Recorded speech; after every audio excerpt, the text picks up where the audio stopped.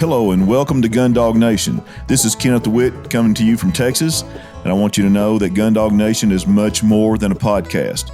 It's a movement to unite those who love to watch a well-trained dog do what it was bred to do. We are also here to encourage youth to get involved in the sport of gun dogs, whether it's hunting, sport, or competition. I want to build a community of people united to preserve our heritage of gun dog ownership and to be better gun dog owners. Stay tuned to each episode to learn more about training, dog health, wellness, and nutrition from expert trainers, breeders, and veterinarians. Be sure to go on our website, www.gundognation.net, and join our email list. You will receive newsletters from trainers and vets and breeders that will also help you being a better gun dog owner. And be sure to listen to some of our supporters, Mo Pitney, who is a very good country musician and bluegrass musician. He has a bluegrass project called Pitney Myers, and he's getting ready to come out with a new album on Curb Records, so stay tuned. Also, the music provided on our show is from Sean Brock, originally from Harlan, Kentucky, just across the mountain from me. He did all the music that you hear on our introduction and our outro for the show. Played all the instruments except for Scott Vessel on the banjo and Jerry Douglas on the dobro. Check them out. Thank you for listening. Hello, this is Kenneth Witt with Gun Dog Nation. Many people quickly become frustrated and confused when training the retriever. Cornerstone Gun Dog Academy's online courses eliminate all the guesswork by giving you a proven training system that will help you train a dog that anyone would be proud to have in their blind. Learn where to start, what to do next, and what to do when problems arise. Visit cornerstonegundogacademy.com to learn how you can train your retriever. I have used this method myself. I have been through it a couple times with different dogs. I refer back to it lots of times when I'm trying to get dogs freshened back up for hunt test season. I highly recommend them. I have actually been a subscribed member of Cornerstone Gun Dog Academy since 2016, and I would suggest anyone use it. I highly recommend it. They have an app that you can get to on your phone. You can do it from your phone, your laptop. You can't get any more convenient than that. I've used it. It's proven and tried, and I know literally hundreds of people that have done the same thing that I've talked to. Visit cornerstonegundogacademy.com and learn how to train your own retriever. Welcome back to Gun Dog Nation. It's Kenneth Witt. I'm coming to you today from Midland, Texas. I have a really good friend and honor. We could talk about so much that I had to get him on for a round two of our podcast. Barton, I've known you a long time, and you're no stranger, but go ahead and introduce yourself anyway. Man, my name's Barton Ramsey, and glad to be back with you. I am coming to chat from Guntown, Mississippi, and owner of Southern Oak Kennels and one of the founding partners of Cornerstone Gun Dog Academy. Barton, you know, I got to see you at the Cornerstone Gun Dog Academy Members Weekend. And even though I've known you since around 2016, it was 2016, maybe 2015, actually, when I talked to you on the phone. But 2016, I got to meet you in person. And, you know, over the years, you know, you've grown, your business has grown, and rightfully so for lots of reasons. And at the weekend, you were giving us you were putting on a little training seminar. And it made me realize that, hey, man, Barton's he's not just a social media influencer. He's not just a very successful Labrador breeder. Barton's one heck of a trainer. And you taught me, you brought up something that was about the hunt command with a whistle, something simple like that sounds like common sense. But anyway, I just say all that because you are an excellent dog trainer. And I want to pick your brains. I didn't do that the last time you were on here about your training philosophy, your training knowledge. Tell me your philosophy and how it may differ from others. And we're not criticizing other trainers, but I just want to know Sure. Barton Ramsey's philosophy. Yeah, I think, you know, there's always been a lot of talk about Cornerstone in the early days, especially being air quote British style, you know, and now you've been both places. You've seen a lot of training, I'm sure. I would say Cornerstone, essentially from the beginning, especially the complete academy. That's sort of my training, the way I train a dog start to finish. It does have what I would say like a British philosophy, which I think over time has become far more adopted here in the U.S., but it's definitely not British style. Like there are a lot of differences. Like I don't line my dogs up for marks. I just send them on their name. I don't, we run a lot of water. We run remote. They don't run dogs remote in the UK at all. In fact, my friend Laura had me do a video on remote marks because she wanted to teach it over there. No one really does it. So there are a lot of things that from a stylistic standpoint, they match American hunting. I'm a waterfowler. But from a philosophy standpoint, I would say I've always had a little more influence on positive reinforcement, especially from the start, on being very fair to the dog. And my mentor, Mark Harefield, he always pointed out when I was frustrated or when I thought a dog was just disobeying intentionally or maybe trying to frustrate me or, whatever that was, he would say these short little quotes like, that dog didn't wake up today and decide to ruin your day. And then he would say, why do you think he's doing that? You think he has any idea what you're asking him to do? Or I would get onto a dog and he would say, do you think that dog has any clue why he just got in trouble? And those little quotes I would always drive home like, man, I suck. I don't know what I'm doing. This is, look, to go back, this is probably 2010, 9 and 10. And he just kind of drilled in my head the idea of being fair to the dog. And that most of the time, if the dog was not getting something right, is because we hadn't properly taught it. And so that really influenced my philosophy of training dogs. And I will say, I've had the, I guess, luxury of exclusively training dogs from my own breeding program for the most part.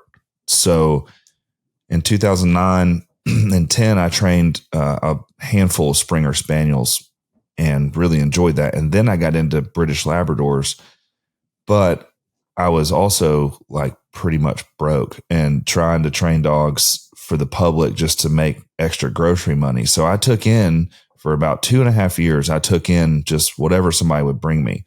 And I had nice dogs. I had dogs that somebody bought for $200 from the newspaper. Mostly labs, all retriever. I had some Boykins. I had a couple Goldens, and I learned to training those dogs. And that is what made me decide to just breed British dogs and only train those. So I've been, my experiences for the last 12 years, at least, relatively limited to just British labs. So my philosophy is really geared toward what I think gets them ticking. You know what I mean? So actually, Barton, that part I didn't know. I didn't know what got you on the British side. I know how I got in. It was kind of accidental myself, and which is how it led me to you. But so that's how you kind of, you started seeing from training. Yeah. Well, Mark, my mentor, Mark Harefield, he had some British imported labs. He still does. And he's been importing, since the 70s. So he had Spaniels and labs, and I was into Spaniels, and he would get the labs out after I don't know if you've been to a lot of Spaniel training stuff. I know you've been to some pointer stuff, but the Spaniel stuff is all quarter and flush. So we would go out and he would plant pigeons or pheasants, and I would walk with him and shoot. And there were very specific instructions. Like if I saw a dog not sit to the flush, don't shoot that bird. Right. The dog doesn't sit, there's no reward. If there's lots of little things, where the dog is on the flush, is where the dog is in the field is where I'm going to decide to shoot the bird. There was a lot of focus on shooting and watching the dogs, reading the dogs. And at the end of those mornings, I would do this almost every Saturday. And at the end of that morning, he would say, all right, you ready? We're going to go train the labs. And he had these duck blinds built, and I would just go throw birds for the labs. And that was my introduction to British Labradors. And I was like, man, these dogs are really fun. He had a very cool group of dogs back then, including Leadburn Earl, which I know you're familiar with. That's the one that Josh and Keith had for years and years. And that was a foundation for our breeding line kind of early on. Anyway, yeah. So when I saw his dogs, I said, I like these more than most of the labs I've been around because they'll sit calmly. He would do the same thing. He would get 6 dogs out of the trailer, sit them down, work one at a time. The other 5 wouldn't move. And I was like, I've never seen that before. And he would laughingly say, there's no chance my spaniels would do that. They'd go berserk. So anyway, that was 2000. I was just actually talking to Lynn Reed about this. So that was 15 years ago, 2010. And then in 2011, he had a litter. And that's where I got Maggie from, my foundation bitch, who's still out in the kennel. She's 14 years old. So, yeah, all through watching him and then over experience, I didn't want to, this was a hobby for me. And as I'm sure you understand, like I didn't want to spend my time training dogs that I didn't like because I was just doing this for fun. So I was like, I want to find something that likes to learn this way. And the British dogs were so eager to please. And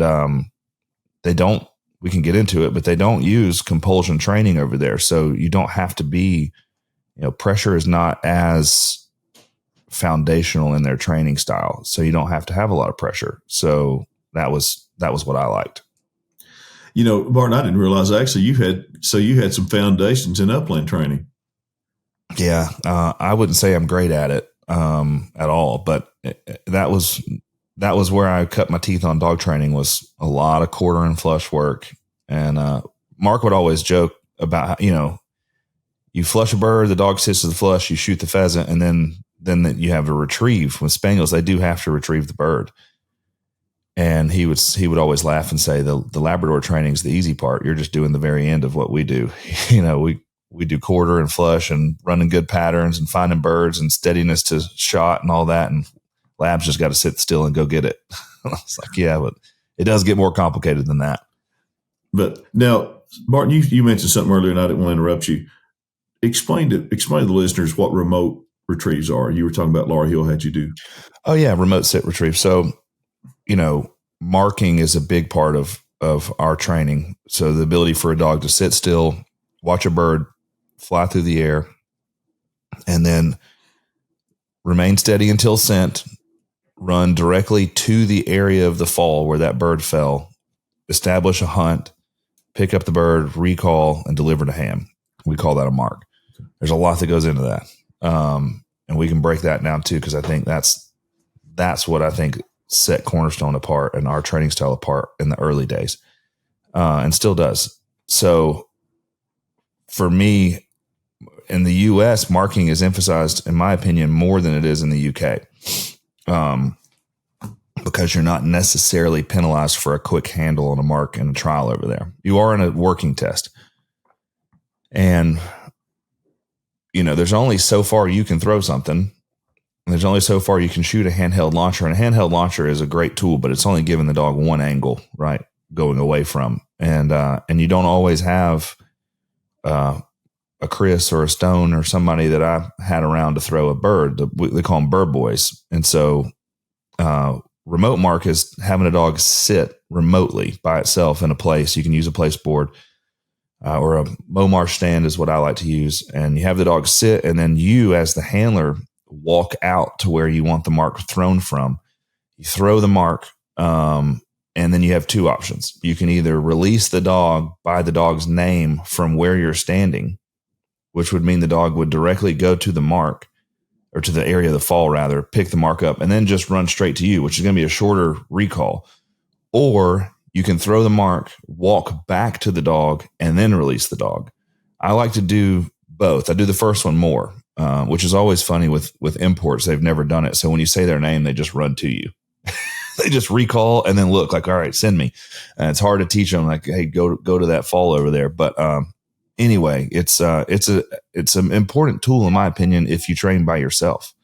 If you don't have a helper to throw, or you don't want to set up wingers or thunder launchers every day, remote marks are very helpful. And I also think they're helpful in increasing a dog's steadiness, because the dog is choosing to be steady without you standing right next to it. And distance erodes control. And so when you're distant from the dog, the control level goes down. So that helps with steadiness. And I don't know how, your listeners are hunting, but I hunt a lot in flooded timber. And then also on some rivers and creek. They call them a river. I call it a creek in Kansas. And the dog is rarely able to be right next to you. And so like when we hunt at my buddy's flooded timber place, we have the dogs usually 2 rows of trees back behind us on a stand. So the ability to have a dog back there marking and us just say the name is definitely a game changer. Now that seems to be your preference, Barton, flooded timber. Why is that? You seem to really enjoy hunting in flooded. I do love hunting flooded timber, and I get asked that question by friends a lot. Like, what's your favorite? I don't know. The one I'm doing right now usually is my favorite. However, I'll put it to you this way: I don't know what all style of duck hunting you've done, but I've done most of it. I haven't done a lot of sea duck hunting, but when you're in a cornfield in Kansas at sunset and you're working, 250, 300 ducks, and you get a big Mondo wad right before shooting lights over, and they absolutely just suck into the spinning wing decoys, and you shoot 12, 15 ducks out of that group. Hunts like that are incredible. And what makes them incredible is a lot, but you usually kill like 50, 60, 70. And we've been on several 100+ duck days, that's a lot of ducks. That takes a lot of people. And you're so excited. The retrieves are very fun. You get that same exact level of excitement when a 6-pack of mallards drops in the woods. Like it takes hundreds in the field to get you super pumped up. For me, for a lot of people, I've seen this over and over. When you're in the trees and a 6-pack just absolutely does it, it's unreal, especially when you get into them good. So it just takes a lot less duck, and there's some sportiness to it, getting them in the woods. With a lot less, party hunting per se, call it out. Hey, Ken, it's your shot. Next single that comes in is all you, like that. I love that stuff. The retrieving aspect is almost all dog in the woods. It's just not you can handle, and we do handle on blinds, but there's so much breaking up the vision between where you are and where the duck is. Just, you have to get the dog out there and say, all right, up to you now, go for it. So that's the one style I haven't tried yet. And I think you probably know that I've had a lot more upland experience in waterfowl, but this year that's my goal. I would definitely want to try flooded timber. It's fun when it's fun. When it's slow, it's very slow, but I love it. There's a reason that it's getting harder and harder to do. Most of the great spots get bought up, and it's a whole different style of dog training. I have in the corner of my pond back here, I have a little flooded shin to knee deep water area with trees still in it, just so I can put dog stands out there and work the dogs where the dog has no access to dry land. So that's a whole different ballgame for a dog. They're never going to be able to get on dry land, which makes even like lining up for a blind retrieve is difficult. You can't just spin them around at heel. They got to learn how to do that off a stand. So, or they got to have to learn to do that standing in water that's up to their belly, and that if they've never done that, it's hard for them. You have to teach it. That never even dawned on me. Yeah, I can imagine how that could go sideways if you took a dog out the first time and he's never flooded timber hunted. Yeah, it's very different. Barton, I know you're a founder of Cornerstone Gun Dog Academy. You're the reason I joined, back in early 17 or 16. And I know I refer so many people to it, especially people who want to train themselves. We obviously know that's a do-it-yourself method of training.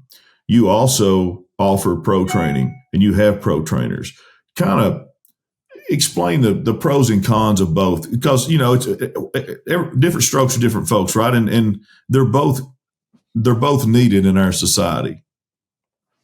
For sure. Yeah, it's I have you'll have people that ask that question, like, isn't it a conflict of interest? That I have Wally, and I don't think it is either. However, I do understand the perception. Like, hey, I'm encouraging people to buy this program and do it yourself. But I also have underneath the Southern Oak Kennel umbrella, we have Wally and the crew up at Great Lakes, Philip, Cody. We got 3 guys training up there: Stone, Noah, Miles, Parrish, and then Alex. Some of those guys are more part-time. And and most of those guys are, for the most part, focused on just Southern Oak dogs. And I'll get into it, but I even encourage the people who are sending their dogs to them to have Cornerstone. So a few reasons. Number one, we prefer to get our dogs in for training around 6 to 8 months of age. Parrish likes them to be 8 to 10 months. And so there are a lot of opportunities before that to establish a proper foundation. And we can really tell when dogs have had the right foundation. They show up at 7 months and they are light years ahead of dogs who haven't had anything done with them. They'll show up and they barely know their name, right? And even from a socialization standpoint, the Cornerstone puppy, the puppy foundations part in Cornerstone, whether you're walking through 52 plus, the first phase with Josh, or you're just using success with your new puppy, all of that, in my opinion, is some of the best stuff out there for raising puppies. And all of our guys would highly prefer that people properly walk through that. I say properly because you can mess up. You can focus too much on obedience, and just because the program's there doesn't mean you're doing it right. But if someone will properly walk through that, their dog will be ahead by, I would say, at least a month and a half, which means Cornerstone is pretty much paid for itself at that point, right? So you're already ahead. You're going to save. My daughter's going to high school this year, and there's a program you can do in that school and where she's going, where you can graduate high school with an associate's degree. And they were talking about how much it costs. And my wife was like, man, that's expensive. And I was like, that's a lot cheaper than 2 years of college. Like, you're going to save on the back end. So the other thing is, if you're paying someone to train your dog, you probably just don't. There are lots of reasons for that. You could not have as much time. I'm fortunate to have free time right now in my life. But there were periods in my life where I didn't have extra free time to pick up a hobby, like training my own dog. I was doing that for a living, but there were no other hobbies to be had because we were just busy. And that's a lot of people. And we sell Labradors to a lot of people who are 24 to 30, and they graduated college, they're married or getting married, they're having their first kids, and they're starting their career, and they want an awesome dog to raise with their family, which I love that. But they don't have, an hour and a half, 2, 3, 4 times a week to get out and work their dog, drive somewhere, get the equipment. So for those guys, it is a good investment to send your dog off. And most of them want to realize their dog's fullest potential. And so even still, let's just say you send your dog to Stone at SOK Lone Star, and he has the dog for 7 months, and you got a dog that's readily passing season test. You'll understand this. You have Maverick. All right. That's right. So you had Maverick from Stone. The dog's good and going, ready to hunt. If you don't know what you're doing and you go home, that dog is going to lose all of that. And so how are you going to know what to do? I tell people all the time, at least the Complete Academy, it's got every drill you want to run in it. And so if you'll just go in there, I can just tell someone, hey, you're taking home an intermediate gun dog. So go in the intermediate module. This dog can do every drill in there. You need to learn how to do them. Go do the drills with the dog. And this will take you so much further along with your dog. We had this experience not that long ago. We had a guy who at an event was complaining because his dog wouldn't stop on a whistle. And he said something to someone else. And he was like, I had this dog with a Southern Oak trainer for 5 months, and the dog won't stop on a whistle. And I heard about it, and I was like, that's a weird comment to make. So I started looking it up, and I was like, dude, the dog has been home with you for 2 years. You've had 24 months to the day that this dog has been home, and you're complaining about whistle stops. What have you not done in the last 24 months? There's a lot that goes into keeping a dog, working properly. And I think Cornerstone's great for that. And so, if you want to do it yourself, I think it's all in there.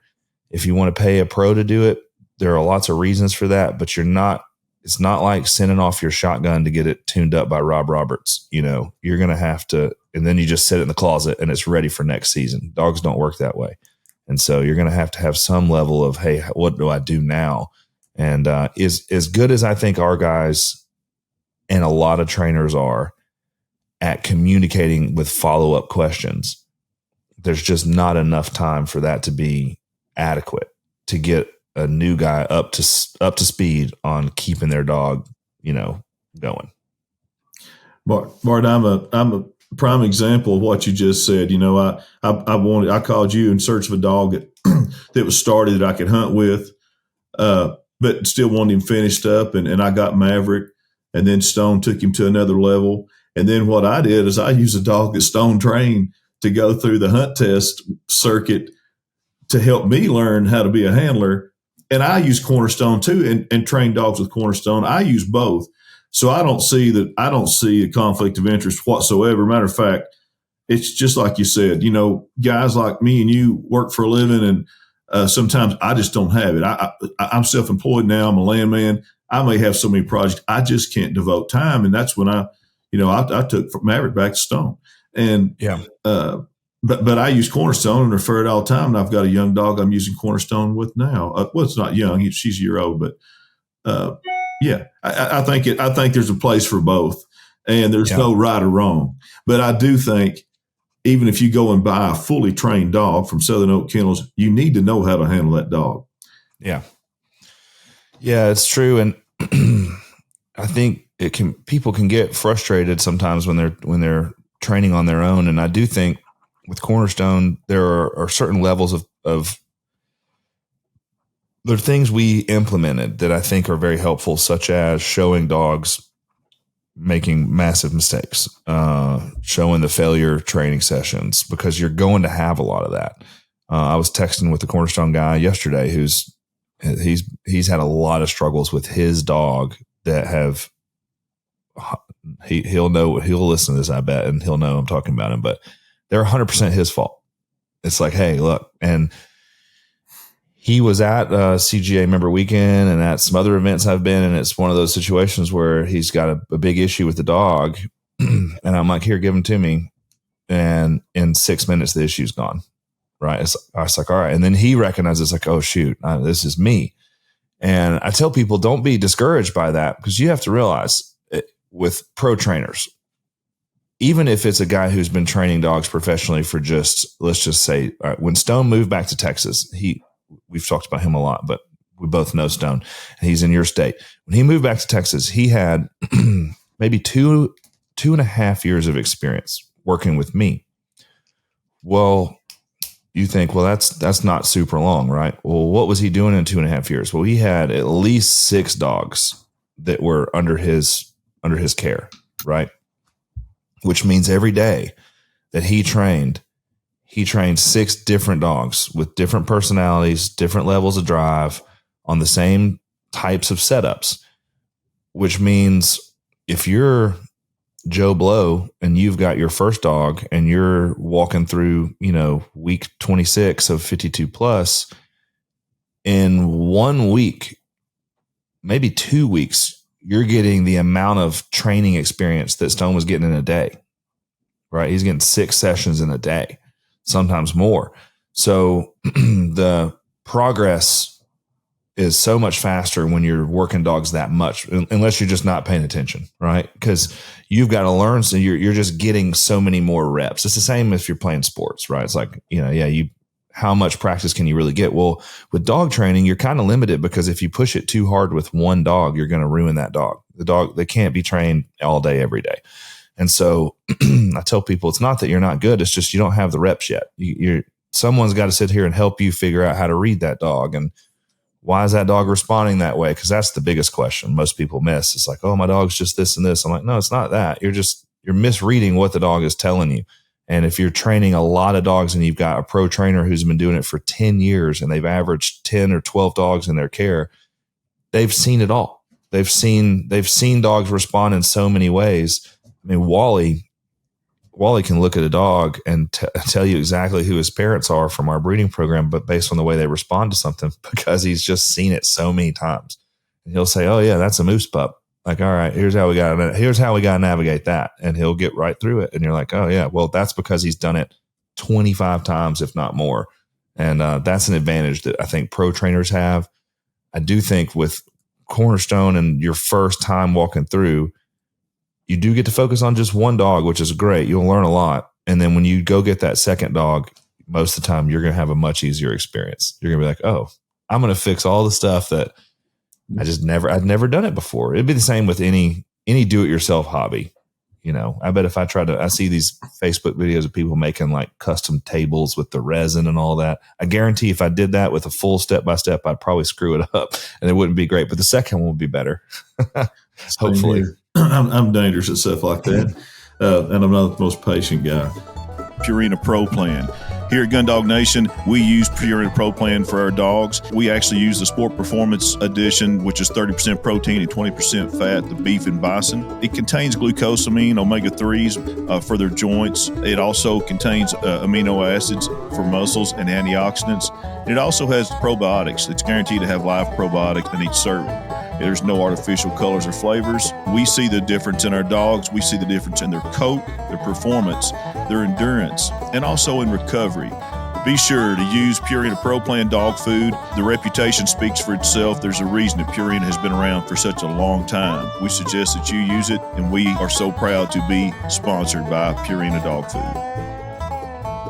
Switching gears a little bit, Barton, because this is just something that always amazes me. And anybody that's seen your social media will see pictures of you sometimes with, 6, 8, 10 dogs all sitting calm and chill. And I know you can't answer that in a short podcast, but how in the world do you do that? Yeah. Me and old Slingley, if you follow him on Instagram, he posts reels of his dog sitting still all the time. Steadiness is super important for my dogs. And it's I'm going to a couple facets of this answer. It's a lifestyle thing for me that dogs would be steady. It's also 100% a relationship thing. So every time that I go out to the kennels and let the dogs out, I don't say a word. I just open all the kennels on one side. And then I turn around and I say their names and they come out, and I switch it up every time. I can't tell you the last time with my dogs that I said sit when I opened a kennel. They just know. Chris, on the other hand, who is probably letting them out right now, when he opens it, they're halfway out the door before he gets it open. They're coming out like rockets, and they're usually barking when Chris opens it. I can go out I did it last night at 9:30 p.m. I walked out to the kennels and I opened the gate and I walked up the gravel and I got to the first kennel and no one made a peep. If Chris goes out of the front door of the lodge and hangs a left, they start barking. Their relationship with him is very different than their relationship with me. And I don't whoop on them or anything like that. I'm just the one that's in charge. And that can easily be anyone. My kids, they will break. They will, now if they're out doing one-on-one training, they're pretty good, but they'll jump out of the kennel, and my kids try to get them to sit and wait, and they'll come busting out. So there's a lot of relationship that goes into just, I don't want to do the whole be the alpha. I've had some bad experiences from trainers trying to teach me what it meant to be the alpha. I don't mean that necessarily, but I do think there's something to be said about being a pack leader, a trustworthy leader to your dogs. So when I go let mine out, you haven't been here, but I would love for you to come by and see. I'll make a video of it you can share, but they're not sitting in the kennel nervous because I'm letting them out. They're very excited. Their tails will wag, they're excited. And in fact, when they come out, they all run and jump on me.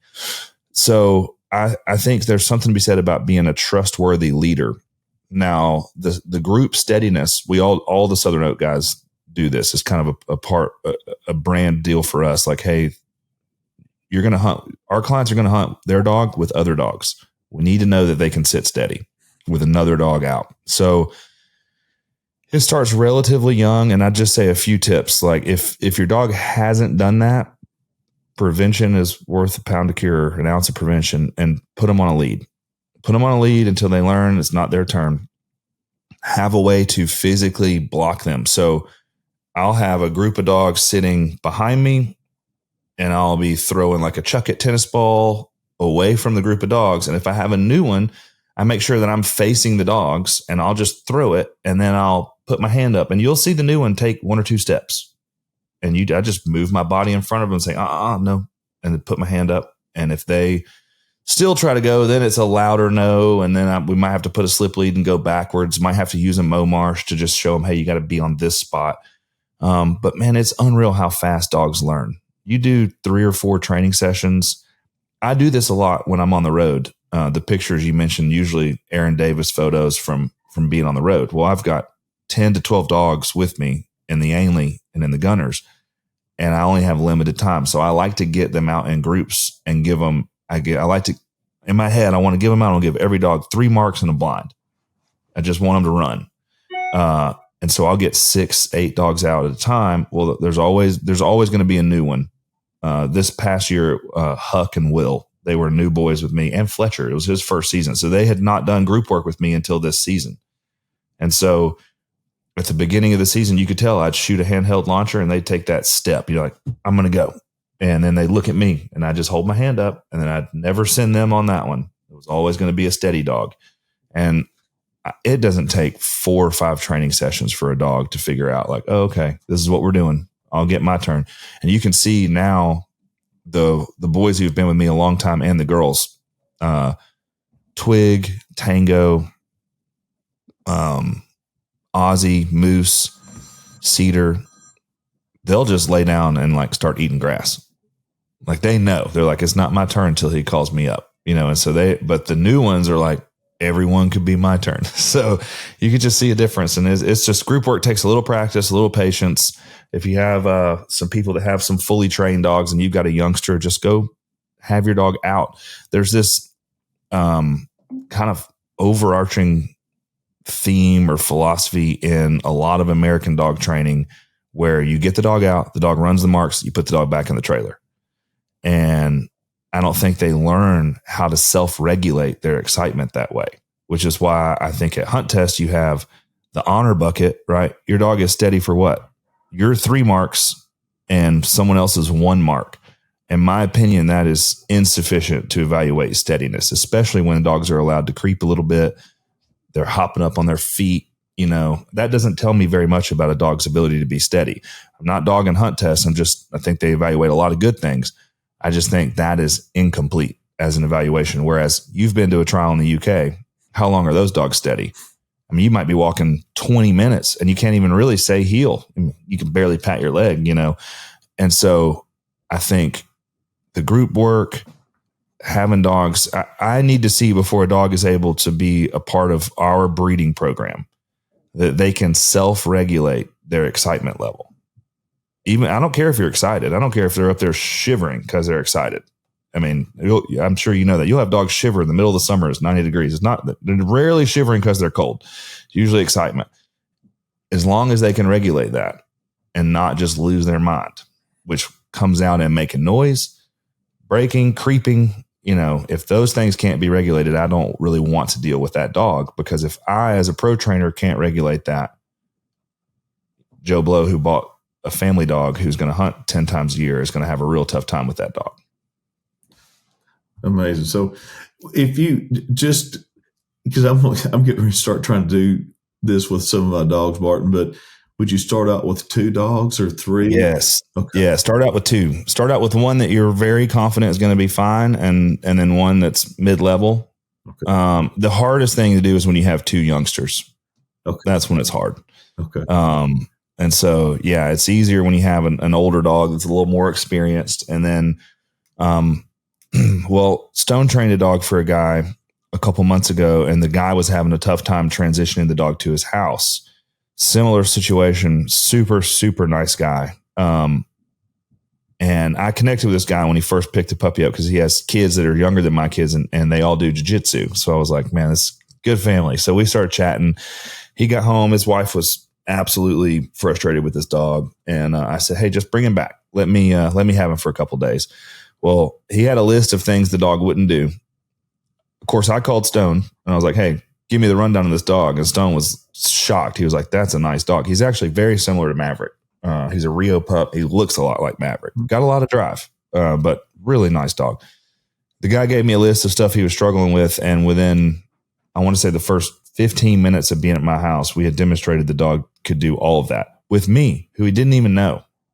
Right. I'd never seen that. Last time I saw this dog, it was when it left here at 8 weeks old. So we demonstrated it, and the guy looked at me and was like, all right, I get it. I'm the problem. I was like, yeah, but you don't know what you don't know. And this guy had purchased Cornerstone, but he hadn't even really been in it yet. Yeah.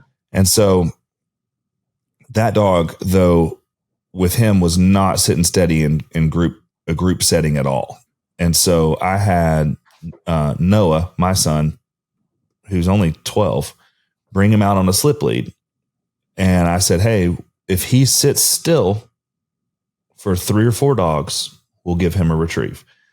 Well, man, the first day he was trying to do the alligator death roll, just I'm trying to do backflips off a slip lead. So I just had Noah back him up.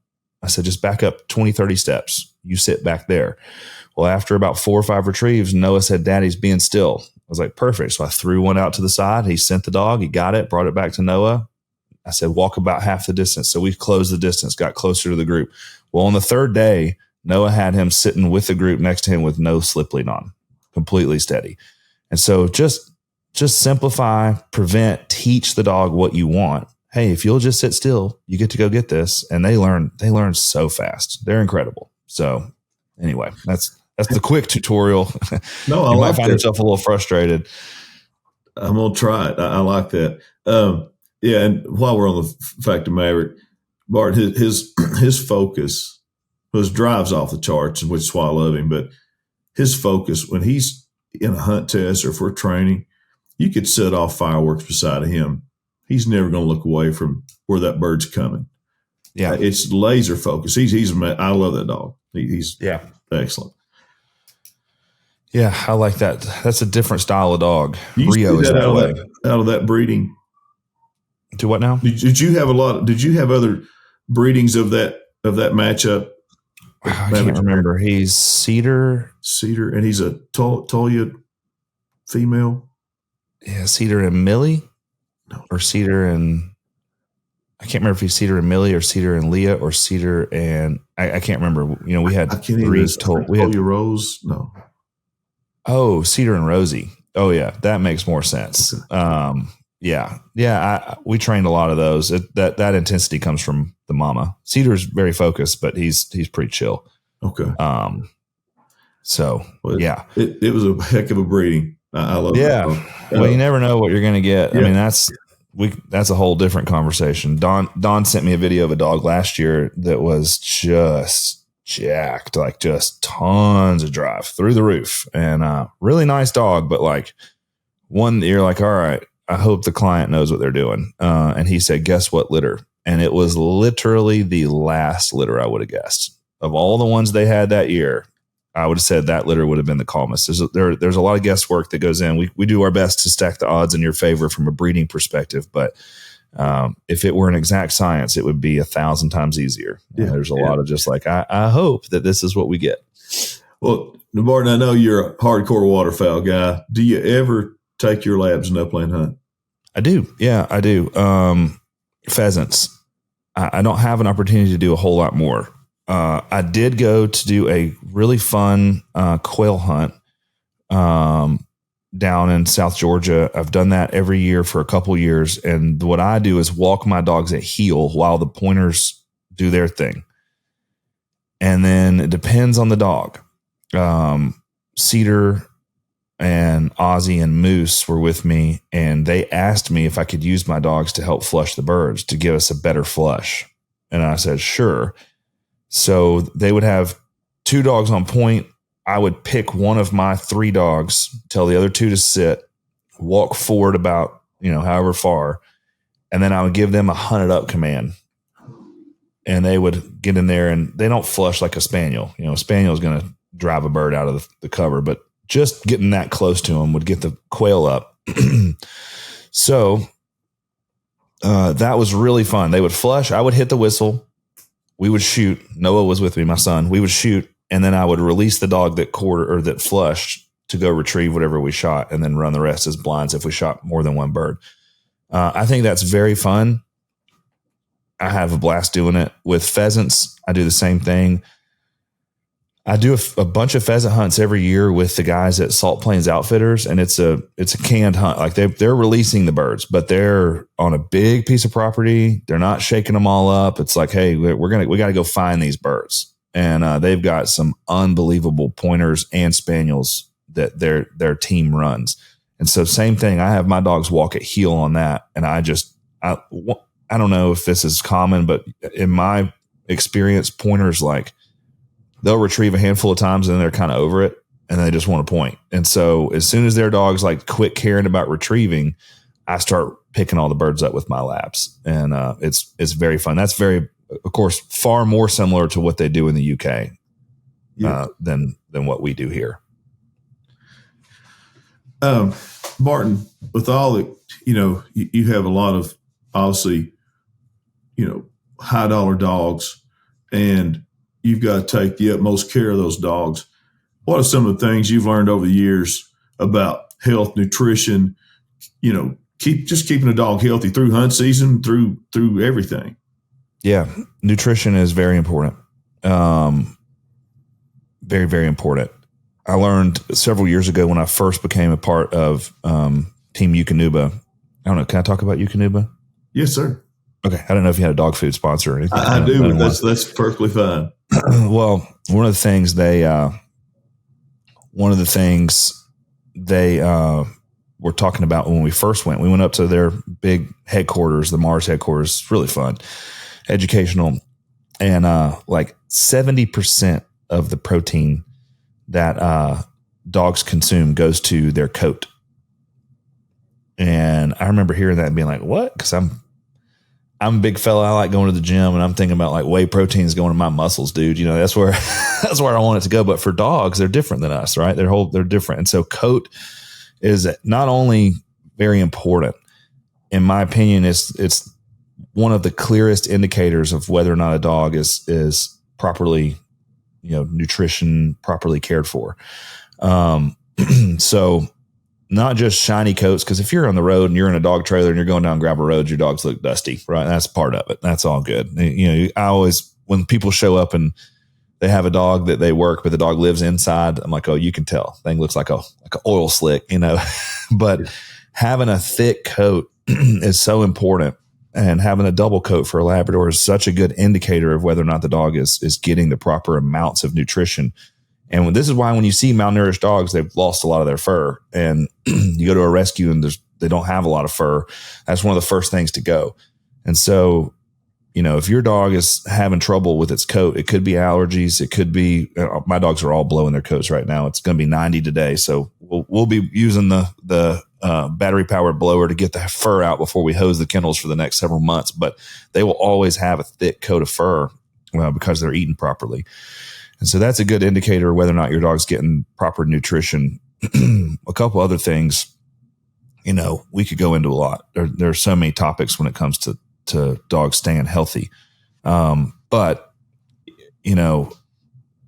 for us, from a nutritional standpoint, we feed a high quality food.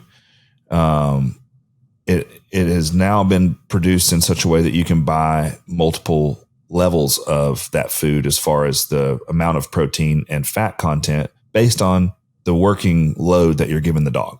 So the gold standard for Labradors is feed the dog a 30-20. Well, that's fine unless it's June or July and it's too hot to really work, and your dog's working, let's just say, a quarter amount it does in the fall and the spring, and you're still feeding it a ribeye and baked potato every night. Your dog's going to get overweight. And then what people do is they back off the amount of food. So this is super common. It's like, hey, my dog got fat over the summer, so instead of feeding 3 cups a day, I'm going to feed 2 cups. Well, it's still fat. Now I'm going down to 1.5 cups, and your dog's eating half as much. And there's probably not losing all that weight. And the problem with that is these foods are formulated in such a way that if you get so much below the recommended daily feeding value, now your dog is being robbed of the actual nutrients that they need to thrive. And so I tell people, find a food that fits your dog's working level. In the summertime, we'll switch almost all these dogs from 30-20 to 26-16, and they'll eat the same exact amount that they were eating through the winter on 30-20. And I like that because I know they're getting the nutrients, the recommended nutrients, but they're not getting fat because they're not working as much. So I'd far rather a dog be a little skinny than a little fat. having fat dogs is when they're overweight, it's so hard on their joints, their lungs. It's just hard on them in general. It's very hard to get them ready. I think honestly, it's the silent way we abuse a lot of dogs in this country is by letting them get fat.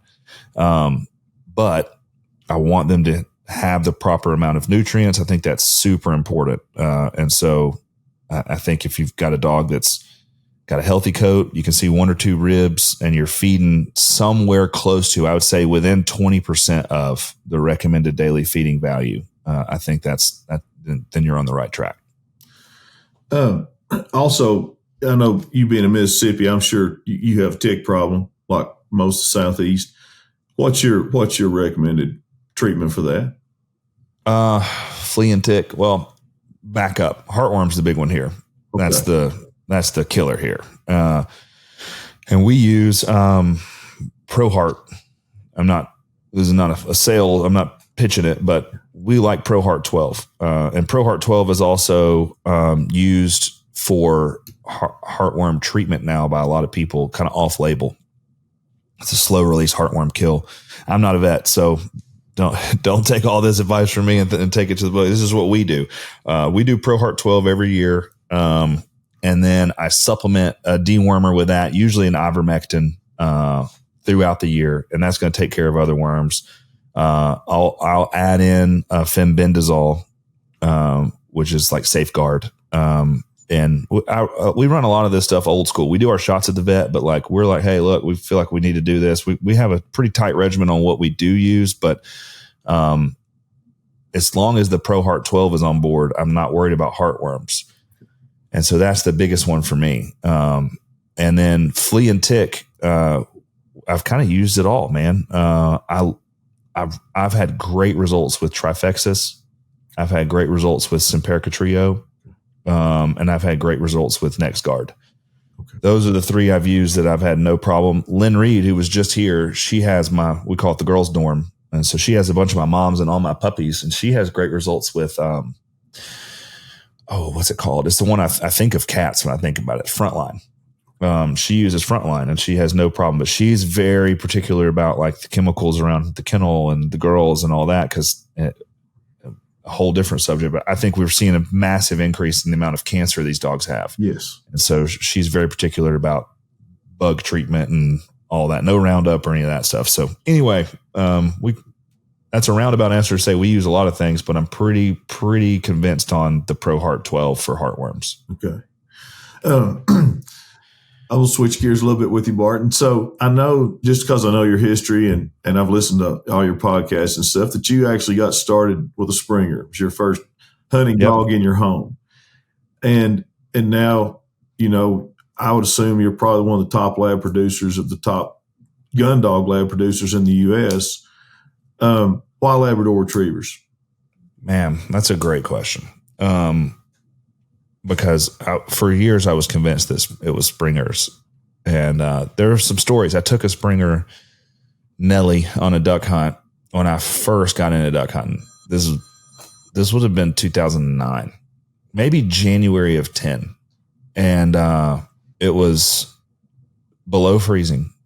And we were hunting out of a pond, and we shot hooded mergansers. I knew 2 things about duck hunting, Ken: jack and squat. I was just out there with my dog, hey, I'm here.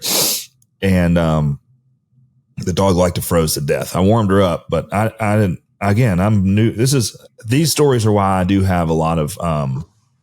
I'm very driven to help people figure it out, because I figured a lot of it out on my own. And that dog didn't die. She didn't get sick, but it was one of those days where if I had pushed her, she could have. Right. Mm-hmm. And man, her hair froze. I'm talking about her, her feathers. I was literally able to break her hair. And she was one of those dogs that had so much drive, she never would quit. She would have gone till she died. And so she was a very forgiving dog, and I learned a lot from her. My first real gun dog lived to be 15. But I remember my friend had a lab, and that dog was not at all cold. And I was like, there's a big difference right here. And that was the first time I was like, maybe the labs do have an advantage. And that's just to being able to shed water off with their double coat, and their coats they freeze on the very outside. But I have hunted labs in some conditions, and they're hardy. Honestly, I live in waterfowl country. You can quarter and flush with the Labrador for sure. I prefer they don't point. I think if they're pointing, something happened. I'm not going to make any more comments than that. Something happened some generations back that wasn't supposed to be in there. Same thing if they're silver. But the lab to me can do a lot of things really well, and can do the waterfowl thing better than anything else. And so I know it's the most popular breed in America for, I think, 26 years, and was recently surpassed by the Frenchie, which can't do anything, including breed and birth its own puppies. So that's actually, I think, more of a testament to the direction of our country than anything else. But Labradors are still coming in at second place, first place on the gun dog, working breeds. I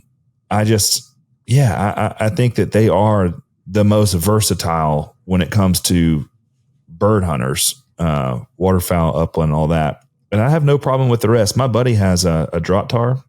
I mean, tattooed ear, like the whole deal. It's an insane amount of stuff you have to do to like be certified in that. And he has one. And it's one of my best friends. And the dog comes and stays over here when he's out of town. He hunts a lot of big game. And that dog does like all kinds of crazies. Like it'll point, it'll pick up a goose.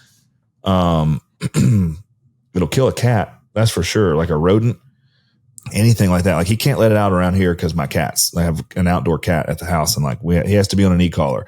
Almost got my cat a few weeks ago, took off and he grabbed the remote and was hitting it, Anyway, like that dog takes versatile to a new level. Right. But he's also not like super fun to live with. And he has a lot of energy, and he tried to pick up a goose in frozen water in Canada and wouldn't even get in. So I don't know. For me, I think the Labrador is like the prime example of perfect dog for the average American guy who wants to go kill ducks and kill pheasants and shoot some quail. And I don't know. There's just something about them.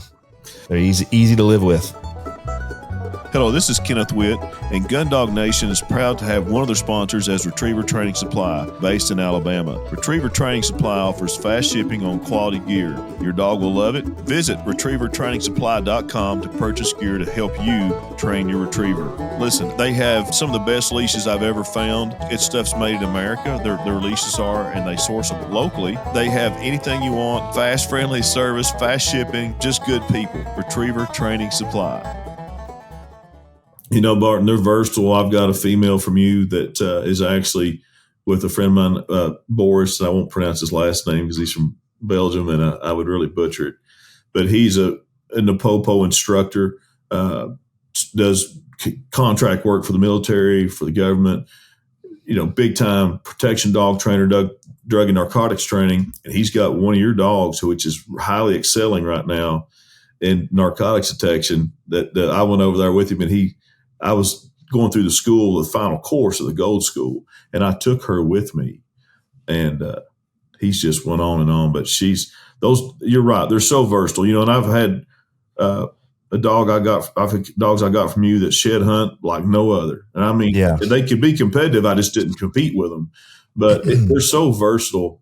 We have a friend of ours up in Michigan, Bridget Carver. She does a lot of shed hunt stuff, and she wins a lot of competitions with her SOK dog. We have so many that do sheds. And look, Maverick originally was going to be service dog for PTSD, just a little too much, right? And that's fine. Yeah. I think that's when you look at how many dogs are entered into those programs versus how many dogs are accepted, and pass. It's I didn't feel bad about that. I think he's right where he needs to be as a hunting dog. However, we raised 8 dogs for the Canine for Warriors program, and 7 of the 8 passed. into the program. And that I felt really proud for that, because that's not an easy thing to do as far as the service dog work. But I do think labs have a high propensity for it, because especially, I'm not dogging American labs, but especially calmer British dogs, because they can settle in the midst of, everybody talks about an off switch. Every dog takes naps. Every dog sleeps in the daytime in the kennel. I'm talking, can the dog settle down when gunfire's going off? Right? Yeah. Can the dog settle down when 30 other dogs are around it? That's what I'm looking for. And for instance, I'm going to be in July, I'll be at the Delta Waterfowl Expo in Oklahoma City. I'll take a couple dogs with me and put them on a Momar stand, and they'll have 5,000 people come pet their heads and talk to them. And then we'll be next to probably the Lucky Duck booth with the spinners going off. We'll be next to a couple duck call booths with duck calls going on. Can they chill out in the midst of all that stuff? Right. That's the test. Versatility. I have multiple avalanche search and rescue dogs. Shout out to Tyler and Mojo. They just got their certification at Mammoth, which is super cool. That's a Rio pup. We have PTSD service dogs. We have search and rescue. We have a couple of dogs that work with the FEMA team. We have one dog that identifies ancient human remains or old human remains, which is unreal. Like, it'll comb 2 acres to find an old tooth. Like, it's crazy. That one's wild. Diabetic dogs, peanut allergy dogs, just all kinds of stuff, man. It's just pretty cool. Well, I can honestly say I've owned my fair share of Southern Oak dogs. Never had a bad one. Actually, every one I've ever had, I'm crazy over, And you've had some of the good ones. Yeah. I don't think people know that. Did we mention that on the first podcast? Yeah, we talked about, I got Jet from you, and I had waited. I remember on your website, Barton, but you had said, like, I can't. Yeah, you referred to it as, quote, in the bio of the dog, the pedigree. Yeah, Allie. Yeah, you got that dog over, and I wanted a pup off that female, and you were going to breed it to a male, and I waited forever. As you always make fun of me. I said, I want first pick female. Yeah. And I know you don't think that matters, and it probably does not matter. It does to the eye of the beholder. But yeah, so I came and got that dog, and she was a rock star. But at the time, with work, I was hunting where I lived. I knew that dog had so much talent potential above my capabilities I wouldn't even call myself a trainer. And I called you after she was about a year old, something like that, wasn't it, Barton? But anyway, I sold her back to you just because I thought I was going to waste her potential. Yeah. You wouldn't believe how many people out there have Jet pups too. I mean, she ended up doing 5 litters. They weren't real big. But she was a great mama dog, and her mom is still alive. Wow. The pedigree. She lives with some friends of ours in Houston, Texas, and they have I can't remember if I think they have a litter sister to Jet, because that was Snoop and Allie. Yes. And I want to say they have a litter sister named Spoon, and Allie lives with her, and I think she's 13 or 14, or maybe 12. Anyway, she's on up there living in Houston, still alive.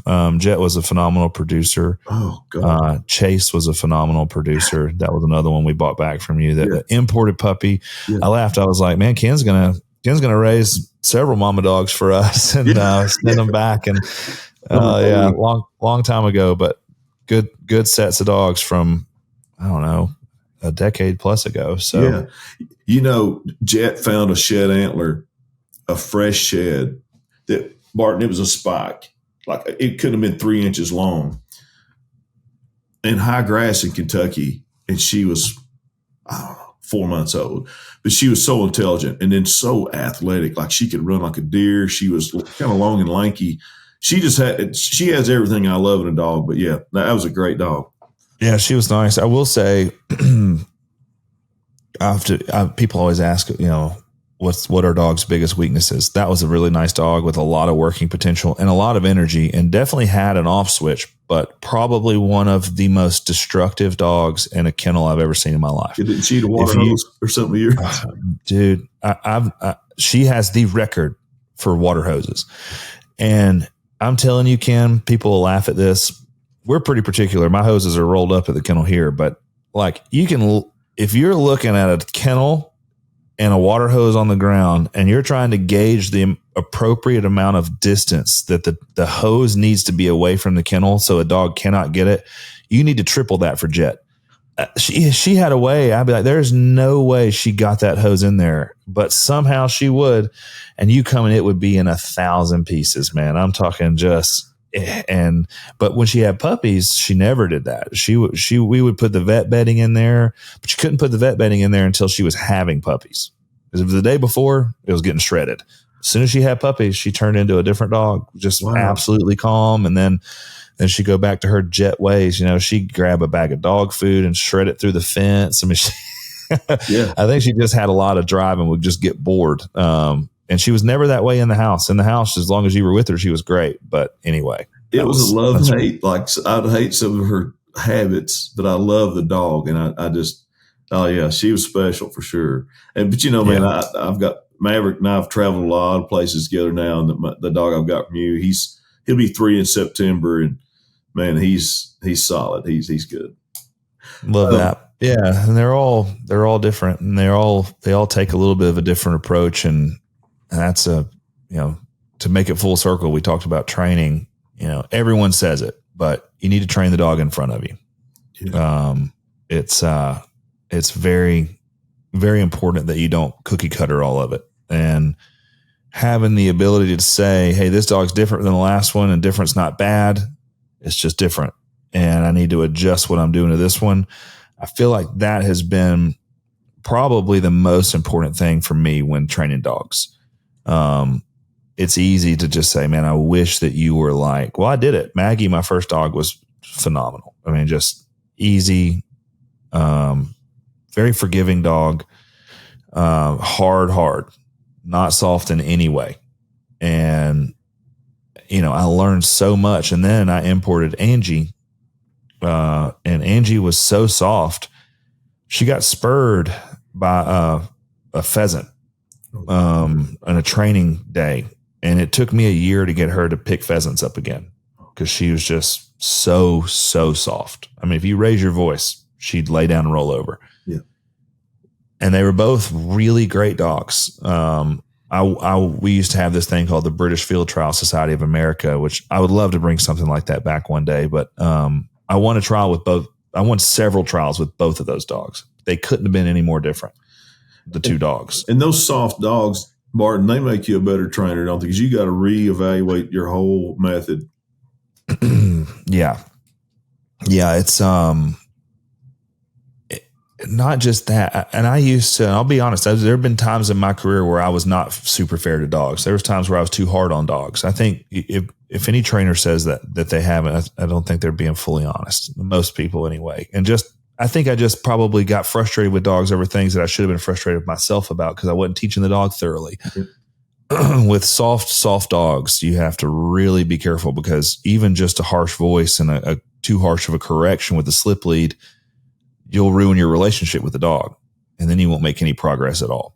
And I used to really, really not like having super soft dogs. And I'm older now. I've got young kids. I'm far more patient with dogs now. And I really prefer a very driven dog who's soft. That's my favorite to train.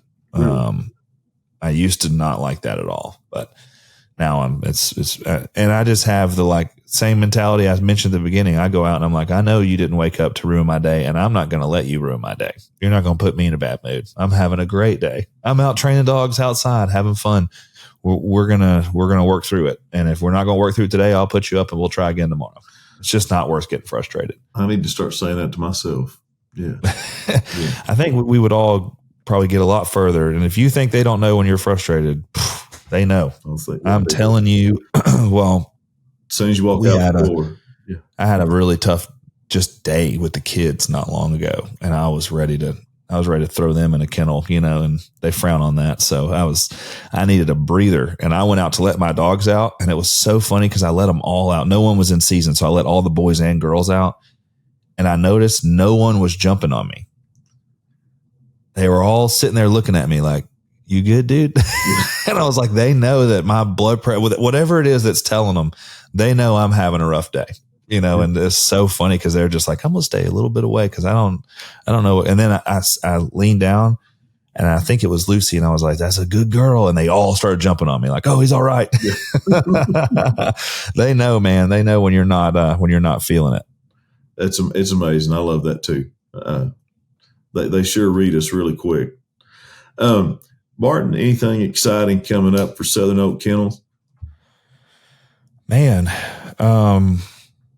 we imported a lot of dogs over the last 14 months. And I told my guys, I was like, I'm taking a break. Thankfully, it's summertime. You can't, that's it's hard to fly them expensive, over. Isn't it? It is. And it's a lot more expensive after COVID, not just the dogs, but the shipping. Yeah. I mean, shipping is double what it was before COVID. And so I noticed during, this is more than you asked for, but I noticed in 2020, we couldn't import. 21, we didn't really import. And then 22, I was like, all my girls and my boys are getting older. Everybody's 4, 5, 6, which means they're about to retire. So 22 and 23, I started really hitting the gas pedal on trying to find stuff, but I wanted to be particular. I wanted to find stuff that I really liked. And so I did my trips over there, and I made some new connections, and I just said, hey, this is what I want. And if it comes over here and I don't like it, we're just going to move it along. But I would like to mitigate that risk because it's so expensive. So we've imported, in my opinion, the best stuff we've ever had.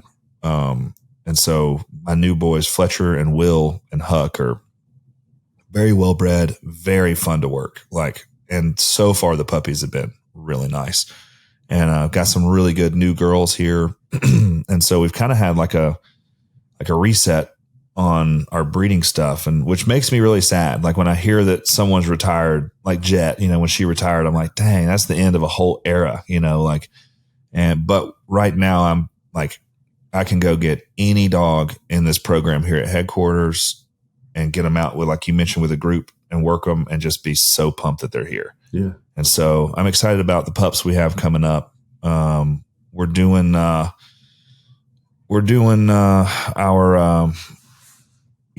our Delta Waterfowl Expo this year. But for the summertime, we take a lot of time off with the dogs. They get a lot of exercise, but training is pretty low key until, August, when we'll get up early in the morning and get them ready for dove season. So, we did our across the pond event this spring with Laura Hill. That was very fun. I'm going to do that again next year with I got some other folks that are going to come and try to make that an annual thing. So I'm excited about that too. Is that a video event that you can watch? No, I didn't video it, but I might. I got to figure out cost wise what that looks like. But what we did is we had Laura come over and do 2 days. We did a Q&A. We sold some premium handler spots, which means you get to bring your dog and work your dog. Oh. And then we sold some spectator spots, which means you get to just come be a part of it and watch. Because in reality, if you have 20 dogs here, you're not going to get the attention you need. So we just had 6 dogs. And Laura did one-on-one. We did a Q&A Friday night with a dinner. And then Saturday and Sunday, we did hands-on training through whatever she wanted to work through. Ask all the questions you wanted to ask, and great food. And it was truly one of my favorite things we've done as a company. It was so fun. Well, when you do that again, be sure to holler at me. Yeah. I'll love it. I'll hit you up. Yeah, I'll hit you up. It was good. And it was really cool too. Cause Laura made Moose up to field trial champion, and she started Twig, one of my mamas. And, so it was cool. She got them both out and handled them. And, all right. Interesting story. Here's a nugget for your podcast. 2 things. Moose loves everybody. So the reunion with Laura was not much special because he just loves anybody. And you could tell he was like, hey, I'm happy to see you, blah, blah, blah, blah, blah. Well, the next day, Laura asked if she could run him on a few retrieves to try something out. And I was like, of course, your dog. So she got him out and started running him. And halfway through a retrieve, something clicked. And he recognized who she was. It was bizarre. He came bolting back and just started jumping all over her. And I was like, oh man, yesterday he didn't know. Like he knew, but he wasn't like, oh my God, this is you. Yeah. And it clicked on the second day. And I'm talking about he turned into a different dog. And that was really special to see. From a training aspect, I send my dogs with their name on a mark. So you throw a mark in the air, hits the ground. I just say twig, and off she goes. This is crazy. So twig, trained by Laura sends with twig, go back on everything. So I told her she could borrow twig to do some like drill work with to test out what she was going to do the next day. And she decided to run the setup that Miles and Wally were running. This is after everybody's gone home with twig. It was a pretty tough set of marks. And so she asked Miles, she said, what does Barton just send her with her name? And he was like, yeah, just say twig. So they shot off a mark and Laura said twig and she didn't budge. And she said, twig, nothing. She dropped her hand and said, twig, go back. And she took off. So then she tried 3 or 4 more times to get her to go with just saying her name, and she wouldn't do it. So Laura tells me, she was like, I can't, twig won't go without me, saying twig, go back. I said, really? I said, let me see. So I got her out, walked her out, shot a mark off, twig, boom, took off. So this dog I've only had twig for a little over a year. She has in her mind 2 different ways to be sent, each connected to a different handler. That's crazy. Whereas she won't go on twig for Laura because that's not what Laura defined as steadiness. Laura defined it as twig, go back as the release. Whereas for me, I just use twig and she goes. I thought that was one of the craziest things I've ever seen because I think we just don't give them all the credit they need sometimes for a dog to be smart enough to know like, oh, that's not how she sends me. So I'm not going to go. And remembered it from a year ago. From over a year. Yeah. I've never heard anything like that. That's pretty cool. Yeah, we were pretty amazed. So, Barton, y'all going to be Southern Oaks going to be set up at the Delta Waterfowl in July in Oklahoma City. Yes, we're going to be in Oklahoma City. Was that July 25th, 26th, 27th? Let me look up. It's like the last weekend, I think. And then the next weekend's Ducks Unlimited. Will you be there too in Memphis? I won't be at Ducks Unlimited. I will be at the Wakeboard National Championships in Grand Junction, Colorado with my son. Oh, man. Yeah, that'll be fun. So yeah, July 25th, 26th, 27th. On July the 21st, I will be at Sitka Gear Atlanta. We're going to do a Q&A and a little talk about getting dogs ready for duck season at Sitka Gear Atlanta, 6 p.m. They'll post that on their social stuff. So that's the 2 events for the summer that we'll take dogs to. Anything else in the fall, or is that pretty much hunting season for you? Man, yeah. Once we get into the fall, we have the South Texas trip to Paloma Blanco to shoot doves with all the friends. That's the big kickoff, and then on it goes. Hopefully back to the UK this year. Watch some trials over there, and then duck season. Duck season's hectic. Will you be going to Scotland this year at the IGL? Man, that's a great question. You've done the IGL. Unfortunately, you did it. No offense, you did it at what I would consider to be one of the worst places because it's hard to view. It was hard to view. It's hard to view. It's great to visit. It's hard to view. I have done the IGL, and I did it at Packington, which you can walk next to the line. So the gallery was never more than 80 yards from the line. Oh, wow. Yeah. Yeah. Not what so that's a different experience, right? Even still, the IGL is very fun. You get to visit with a lot of people, but what I have found is at the IGL, everyone's pretty stressed. And so the visiting at the IGL is different unless they go out. If they go out, they're pretty chill to go to the bar and chat, or just go home. But most people are respectful and stay. So I might go. I know a lot of people at where that one's going to be, and I'm friends with a lot of folks would be able to have some cool access up there. But I truly prefer to just go over and visit like anywhere from 5 to 10 field trials on a trip and then stack in training days between those. Oh, wow. And I feel like I get to hang out with my friends a little more on a personal level, because the people that I've met over there have truly become dear friends to me. And so I enjoy spending quality time with them more than anything. I like to see dogs. I like to see dogs run at trials. I got to see Lee Hardis's dog, the one that won 5 open stakes. I saw that dog run 3 trials this past year, and that was special to see. I saw him win 2 of them, which is, I mean, that's insane. So that stuff's fun. You get to see a dog in person. Sometimes you see a dog that you've heard a lot of good things about, and you're like, I don't know that I like that dog, and you might would have been sold over the internet. So that is important. But for me, the most important thing is spending time with my friends, with Lee Heyman, with Laura. Laura and Derek are like my English parents, I love staying with them. And then with my buddies, Simon and Kevin, I'd rather just hang out with them. I can see your point. Yeah, it's definitely, I've only been one time, and yeah, it's pretty intense.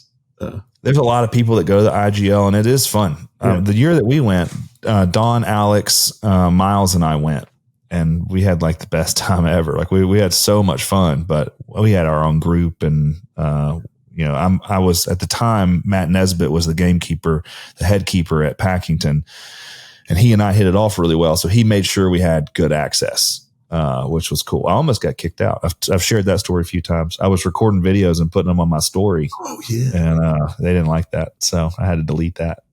Yeah. I was like, what they were worried about was that people in England would see it, recognize where we are, and the anti-hunters would come and have a protest. And they were very nervous about that back in 2018. And I totally get and respect that. I was like, you really think anti-hunters are following an American Labrador kennel? Like, probably safe, but I get it. All good. Yeah. No, I remember you saying that, and actually it made me more cognizant of what I did and didn't do over there. But be careful. I think we're going to go this year because it's in Scotland, just because be neat to see it, and I had fun. But I want to go again where I can see the trial. You'll see a lot more. You'll see a lot more this year. It'll be walked up. I mean, they'll do a drive. They'll do drives off the hills, but you'll be in the gallery. The gallery will not be as far in that type of ground, and that type of ground is really fun to walk. I mean, it's like Bow Hill. Like I got to shoot at a trial there 2 years ago, and man, it's incredible to walk. You'll lose the dog when they go through some of those gullies and stuff, but that will be fun. And a lot of people, no offense to where it has been, in all of it's different. It's all great, but like high fly, a lot of people wanted to go to that IGL, and like it's flat crop ground, just sugar beet. Okay. It's not fun, no offense. The people there are nice. It's dog work. And I went to 2 trials at high fly on this last trip. So not dogging it, just, I wouldn't want to go to the championships there. When you get up into Scotland, that's what the people over there would say proper trialing ground, like you're going to have some cool dog work, some very far retrieves. It'll be, I think it'll be good. Who knows? I may go. I don't know. It's fun. It's fun up there, and everything up there is so old. Yeah. Like when you stay in the cities and stuff, like the pub you're sleeping in is like significantly older than our country. Yeah. I stayed in a 14th century hotel, Mason Arms. Yeah. Excellent.